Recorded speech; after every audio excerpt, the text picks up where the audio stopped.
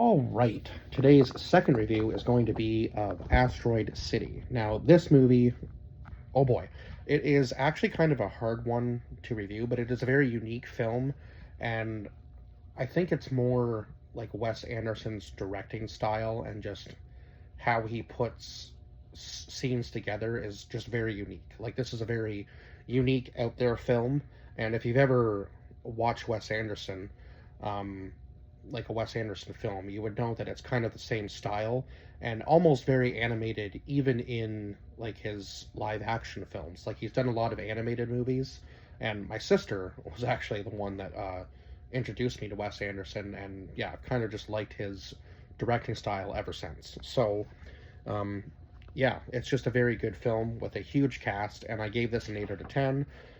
It's just so unique to have like it's almost like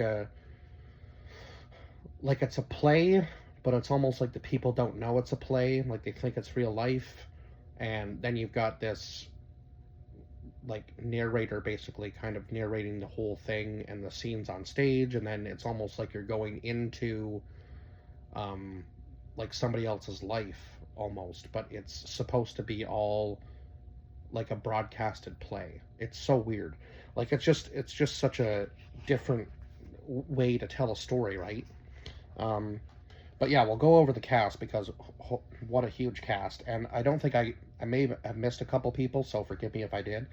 But I got down everybody that I thought was like at least somewhat of a standout or important to write down. So we had Bryan Cranston as the host, Edward Norton as Conrad Earp, who was the playwright, so the guy who wrote the whole play.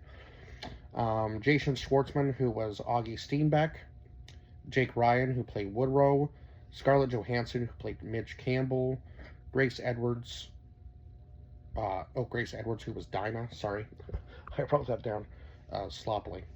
Rupert Friend, who played Montana, Jeffrey Wright, who played General Gibson, Liev Schreiber, who played J.J. Kellogg, Ellen Josh Lee, who played Ricky, Sophia Lidis, I want to say. I hope I'm saying that right. Who played Shelley, Aristo Meehan, who played Clifford, Tom Hanks, who played Stanley Zach, Ella Ferris, who played Andromeda, Gracie Ferris, who played Pandora, Willem Ferris, who played Cassiopeia. Like I said, it's a big cast. Matt Dillon, who played the mechanic, Steve Carell, who was the motel manager, Tony Revolori, Revolori, who played Aide de Camp, Jeff Goldblum, who played the alien, Adrian Brody, Adrian Brody, who was Schubert Green, Willem Dafoe, who played Salzburg Keetle, and then Margot Robbie, who played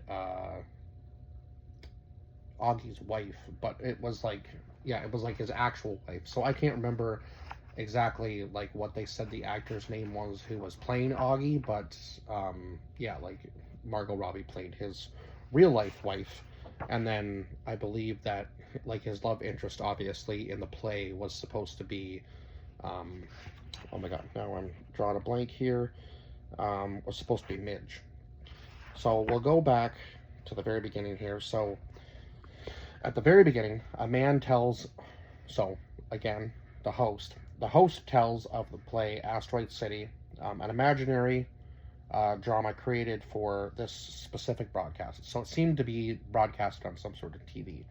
Of course, he says the characters are fictional, the text is hypothetical, and the events are a fabrication. Now the story starts with an ink ribbon, so obviously we get the idea that the ink ribbon means like the writing, right? So the play takes place in September of 1955. Act 1 was Friday morning at 7 a.m. Act 2 was the next day, and then Act 3 was 1 week later. So Act 1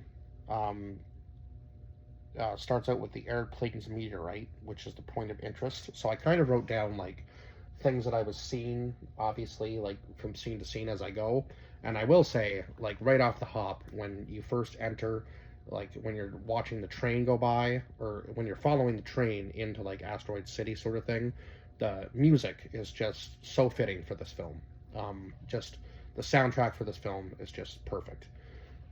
And I feel like a lot of movies sometimes miss the mark on that, but uh, Wes Anderson must have like a vision of what he wants musically and visually, I think, and he just pulls it off every time, no matter what. So yeah, a very good director. I would actually like to see him maybe do like a horror movie kind of type deal, because like the animation I feel like for a horror movie for him would be pretty good.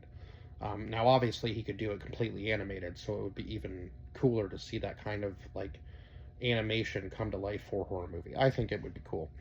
Um, and that's me being like a horror fan. I just feel like his like vision for a film is just so unique. So yeah. Um, so an atom bomb test goes off not far from where a family from a cafe a family with a broken down car has stopped at. So this is when we first meet Augie. So um, and then I believe Midge was beside him and he ends up taking a photo of her, and he talks about like being a war photographer and so on and so forth, and he shows his injury. Now it seems like um, the girl, I guess it must have been Midge's daughter, right? So Midge's, I believe, yeah, Midge's daughter must have been Dinah, right? So Dinah seems to have some sort of an interest. Yeah, I think it was Dinah. Dinah seems to have some sort of interest in Woodrow. And of course, all these kids are there to basically see the main attraction, which is like the meteorite site where the meteorite hit. And that's why they call it Asteroid City, because the asteroid fell, and then it kind of becomes like a meteorite when it falls down and hits the earth, right? So they're all getting these awards for all of their contributions in like the scientific field that they're in. And of course they're like supposed to be like the minds of tomorrow, right? So that's basically they're there to kind of study all different facets of this meteorite, right? Or asteroid, if you want to say. Now, of course, Augie has a hard time, obviously, talking with his younger girls about their mother passing away. Now, it seems that this was 3 weeks ago, and of course, that he knew about Woodrow having to go on this trip, and he's there for him. Now, he does say that he's going to drop the girls off with their grandfather and just stay there with Woodrow, right? But the grandfather shows up and finally and sees that the mother's ashes is in like this Tupperware container, and of course the three girls want her buried there. The grandfather is very adamant, obviously, about not having her buried there, having her buried on the golf course where he lives, because that would be a much nicer place for her to, I guess, rest peacefully, is kind of his idea. So yeah, so we do kind of meet like the people behind the characters, right? So we meet the man who August Steenback's character is based on. So it's kind of interesting. Like they go back and forth between almost like a totally different universe when they're actually like in the play, and then like they go back to like the host and like the onstage stuff, where it almost seems like a play within a play, right? Like it's almost like an Inception moment kind of thing, which I thought was very unique, because you're seeing the stuff from Bryan Cranston's point of view, and then even at one point he's even in Asteroid City, so it's like it's so weird, and it's like he's not supposed to be there, sort of thing. So it's almost like they're in a totally different universe, and he's just there, and he goes, "I'm not in this part," like, and then just kind of walks off screen. So yeah, very interesting. Like it's almost like they were looking like, why are you, like, who are you and why are you here? Like almost like they were in a totally different world. So yeah, it was kind of like, again, very unique way of directing the film, or just like going from scene to scene. So all of the tourists meet where the asteroid hit, and to celebrate Asteroid Day. So they're very adamant about like everything in Asteroid City kind of seems to fall under this whole, like, the one main attraction is where the asteroid hit, right? Like that's why they call it Asteroid City. And again, they give all the kids awards for their the work they do in the fields. I believe that so Woodrow ends up winning the scholarship money um, for his contributions, obviously, and I think that was maybe because like as time went on, he like realized maybe more than anybody else had in the time that they had been in Asteroid City. Like it almost seemed like he was outdoing the scientists that had been there for a large amount of time, because he even notices that there is a date being broadcasted on the galactic calendar pointing out that it is always today. So it's almost like the same day is repeating constantly, but maybe the events aren't necessarily the same, or nobody has noticed that the events that are taking place always seem to kind of repeat themselves. Um, so yeah, it was weird because he even brings it up again, like like it's today again, and everybody's like, like what do you mean by that? Because it feels like this galactic calendar is just kind of repeating the same thing over and over and over again. And so uh, then we go back to kind of seeing Schubert Green, I guess, send his understudy to get Midge back in the play. Uh, and I believe they do say that this understudy was the one that replaced the original Woodrow. So who was the original Woodrow? Like, we never actually find that out. So it's interesting to see, like, kind of how all of this came to take place. Um, just, yeah, just the back and forth between, like, um, finding out that some characters were replaced by other people, and Augie eventually saying that he doesn't understand the play, and then Conrad telling him that he doesn't necessarily have to. Yeah, it was just so very weird, and then like almost hypnotizing the whole crowd at one point. Um, like Conrad saying that he wants to put like everybody kind of in like a sleep state, so it feels like they're dreaming, but then all of them are saying, oh, what was the quote? Like, you can't. Oh, I can't remember it word for word. Something about you can't wake up if you're never dreaming or something. Oh, I wish I could remember the quote because it was. I should have written it down, but I didn't. Um, so then all of the tourists eventually. So after obviously Midge comes back, and it seems like she has a history of abusive men in her life, like husbands, father, doesn't really matter. And she kind of plays into that obviously in the Asteroid City thing, like putting grease paint on her face to make it look like she's bruised and so on and so forth.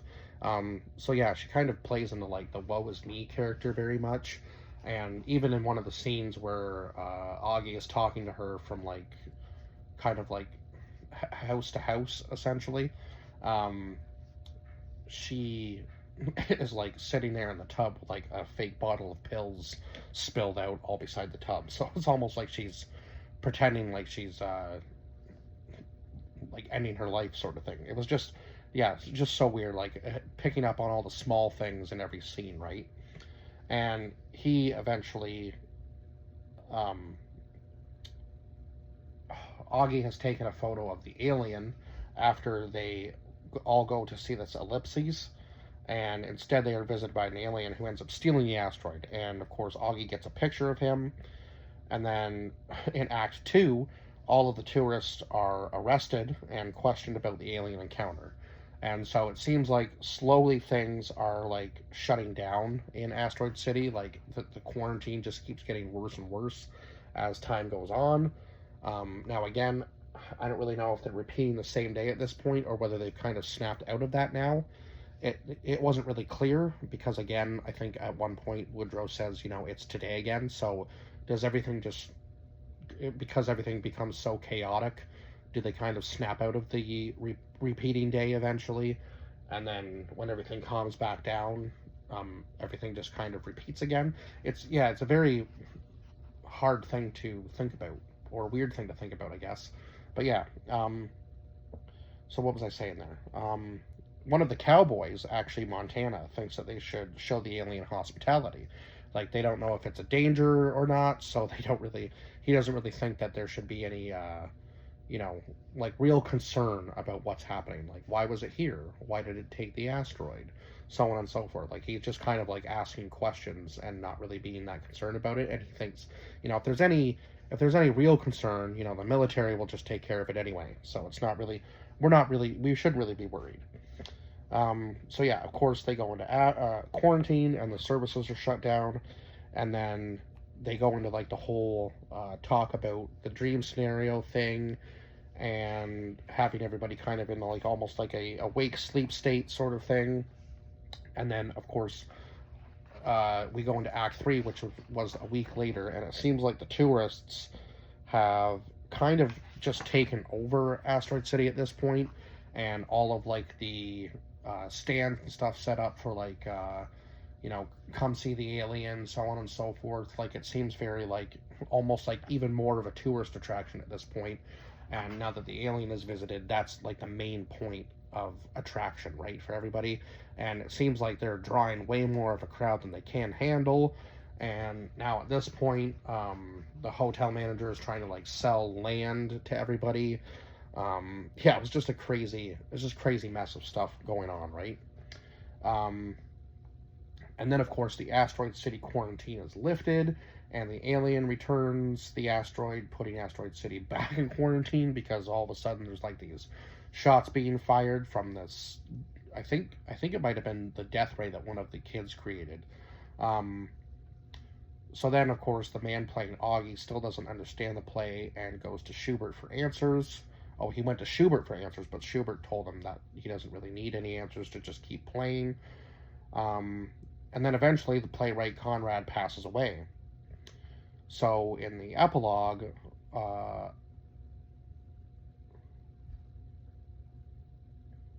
Augie sleeps right through everybody else leaving